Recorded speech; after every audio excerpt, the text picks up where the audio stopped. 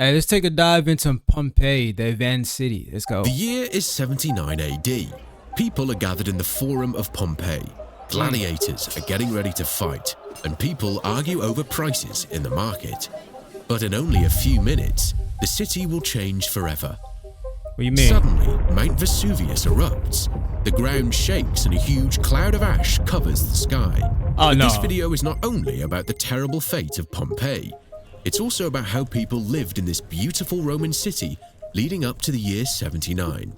For this video, I've spent over a month recreating Pompeii in 3D to explore the city that was buried by volcanic ash almost 2,000 years ago.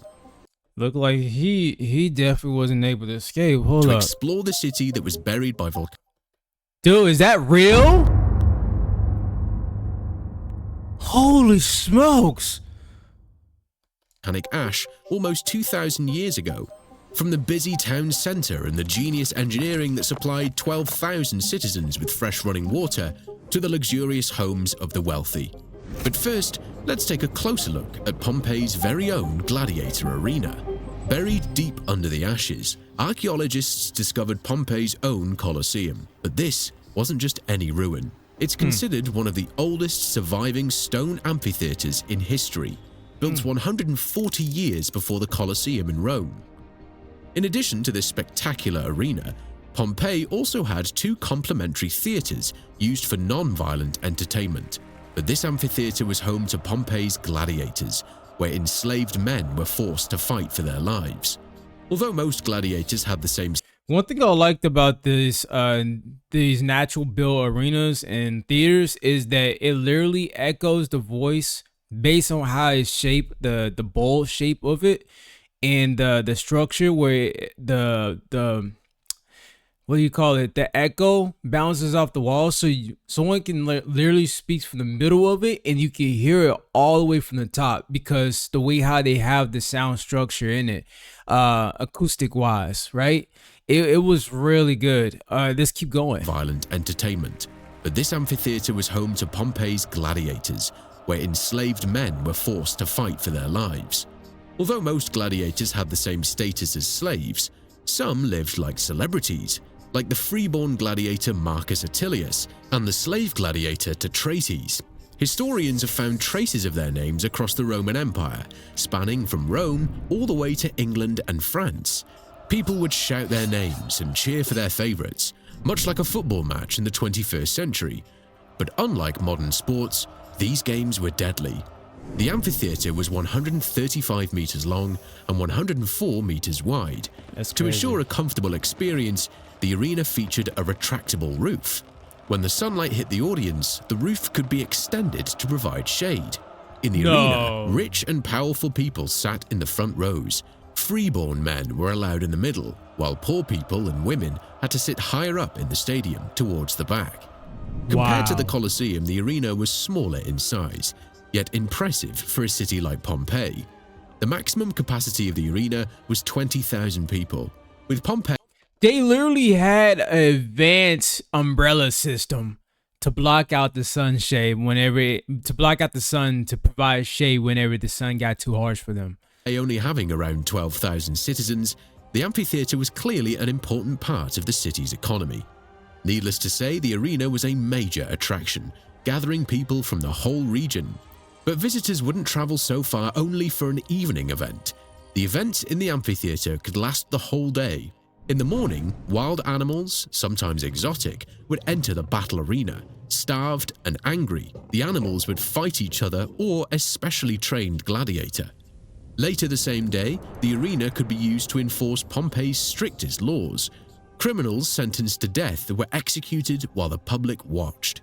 And finally, in the evening, it was the highlight of the day. Two gladiators fighting for their lives, man against man.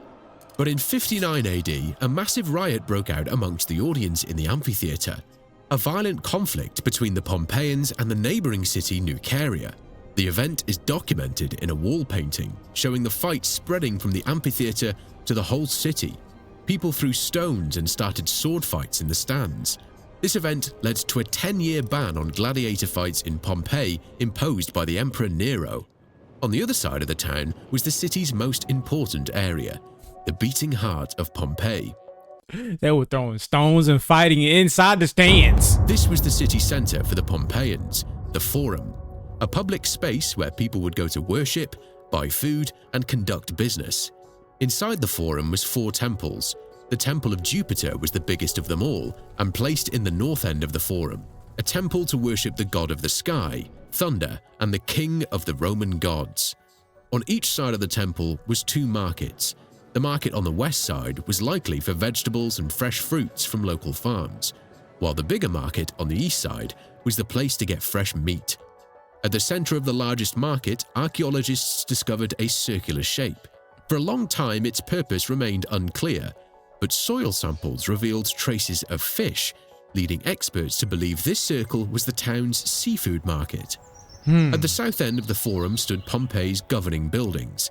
Even though the Roman Empire was ruled by an emperor, the Pompeians had elections to choose their local leaders.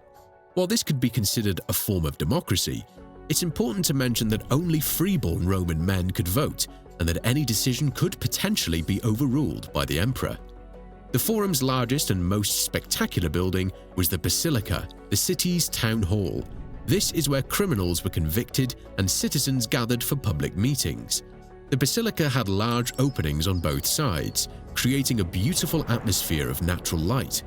At the far end stood a statue, catching the visitors' attention. The design of the basilicas in the Roman Empire has later inspired the design of several modern Christian churches. By the way, I've made posters and t-shirt designs based on what you see in this video, like this 3D recreation of Pompeii, or this t-shirt based on a painting showing the eruption. The product should be visible right under the video. Check out the link in the description or go to lostintime.com. By the way, I have his link in the description as far as this video. He's put a lot of work into his very well put video. Archaeologists actually discovered traces of wine and perfume production. But first, let's see how the rich people of Pompeii lived. If you were lucky enough to be a wealthy individual before the eruption of Mount Vesuvius, you would probably live in a domus romana, a Roman house. Ruins in Pompeii reveal that Roman houses followed a specific design pattern. Outside, one of your slaves would guard the entrance to your home. Some houses also featured street shops, so people could stop by to purchase food or supplies. Some hallways featured floor mosaics to greet guests or to warn them, like this one that reads, "Beware of the dog." Inside, you'd be greeted by an open space with natural light shining through the open ceiling.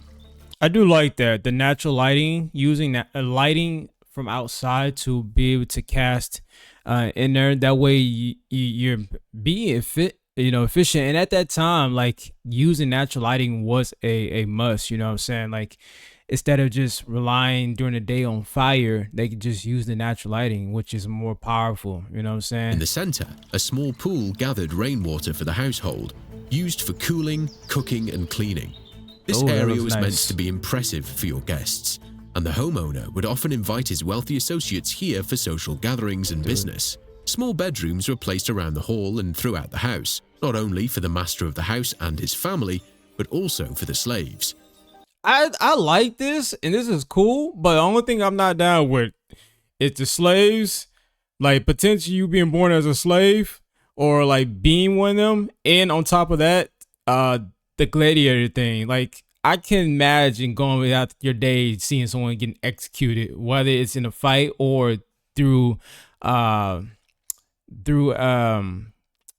being convicted, you know what I'm saying? The house also included an office for conducting business. The next section featured a courtyard surrounded by columns, a private meeting space for everyone in the household. In the back, slaves prepared food in the kitchen. Roman dining rooms were very different from what we're familiar with today. Look at the marble. Pompeians didn't sit down to eat, they laid down.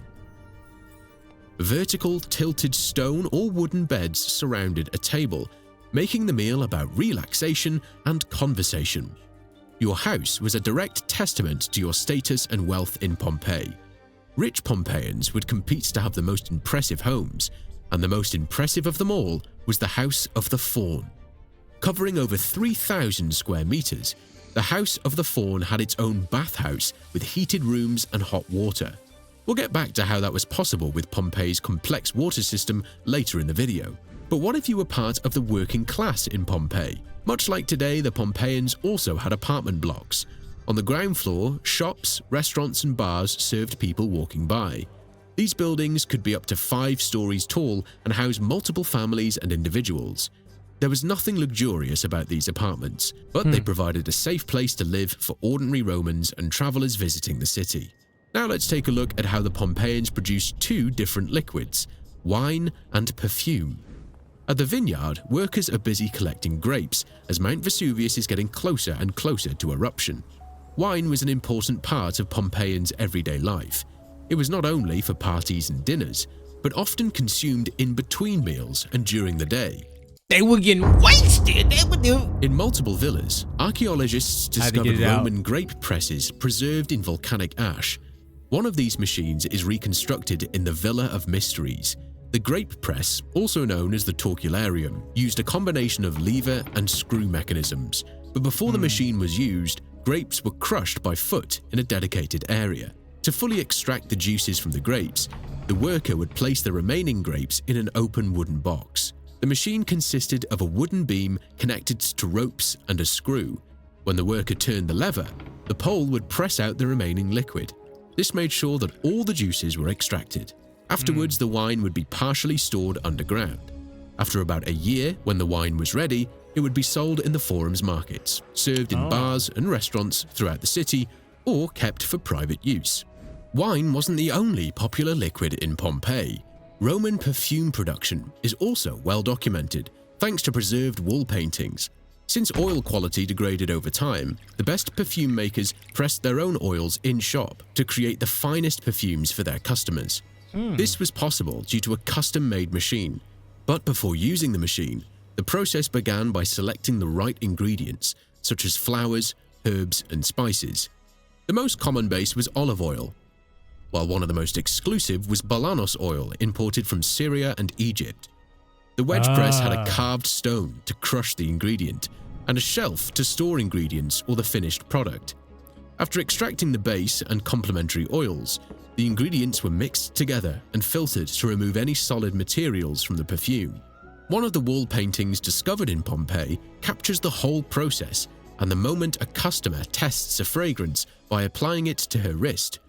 Perfumes added a form of luxury to the life in Roman cities. I bet. But it pales in comparison to this next luxury the people of Pompeii had access to. 2,000 years ago, having fresh water throughout an entire city sounds impossible, but that's exactly the luxury Pompeians enjoyed. Pompeii had at least 42 public fountains, freely available to everyone. Citizens could drink, fill jars, or wash their hands. The excess water from the fountains would flow into the streets to help keep them clean. Water was not only available in public spaces, but also in some private homes. So this is how they were able to keep their streets clean, by the waterization system that they had.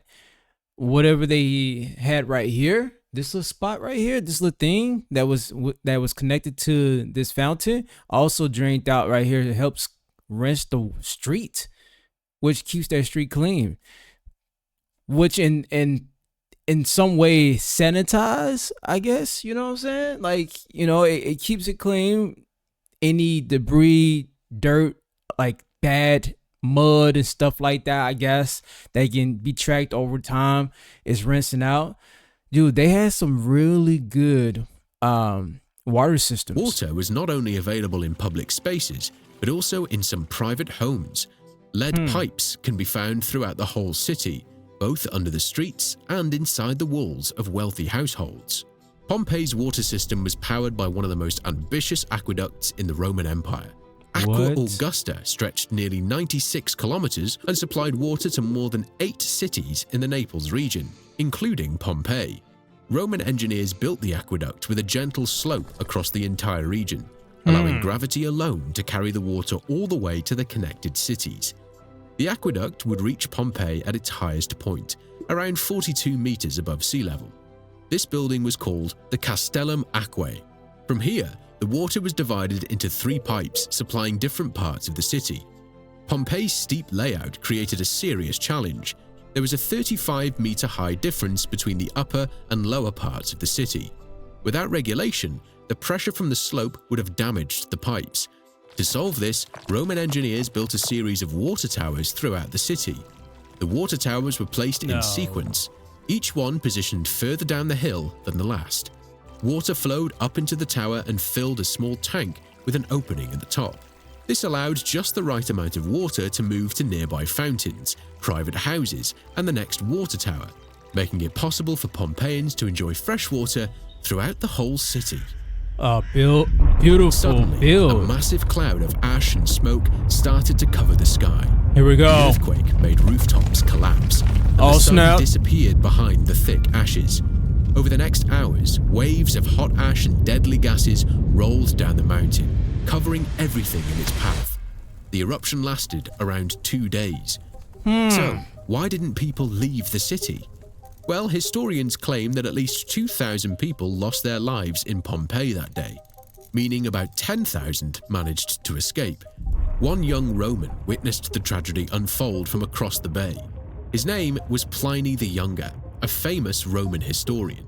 Luckily for us, Pliny recorded everything he saw in 2 letters, describing the enormous ash cloud rising like a pine tree into the sky and the panic that followed. When archaeologists began excavating in the 18th century, they discovered something incredible. Beneath layers of hardened ash, they found hollow spaces where human bodies had once been. By carefully filling these voids with plaster, they were able to recreate the final moments of Mount Vesuvius's victims. Most victims died from suffocation after inhaling volcanic ash and toxic gases. Some victims were exposed to heat waves reaching up to 520 degrees Celsius. Sheesh. At these temperatures, bodily fluids boiled, and the skulls of several victims exploded as a result. Others died when buildings collapsed around them. The terrible truth is that some died almost instantly, while others might have suffered for up to 15 minutes. Yeah, the shockwave, the heat that's come from it, including the, like he said, the volcano ashes, the stuff that was in the air that pretty much got out. I mean, they must be pretty close, you know what I'm saying, within, he said, minutes. If you found this video interesting, it was a very interesting video. Once again, I have this channel video in a link. You can check out that channel. They work pretty hard at it, and so I want to put the source that I got it from. I like to learn stuff. I like cool things like this. If you guys like this video, hit the like button, hit the subscribe button if you want to stick along to join me on this journey of like learning, exploring cool things, and seeing dope stuff. And also, if you have recommendation, just let me know. Anyways, this is your man K Dre. I see you on the next one. Peace.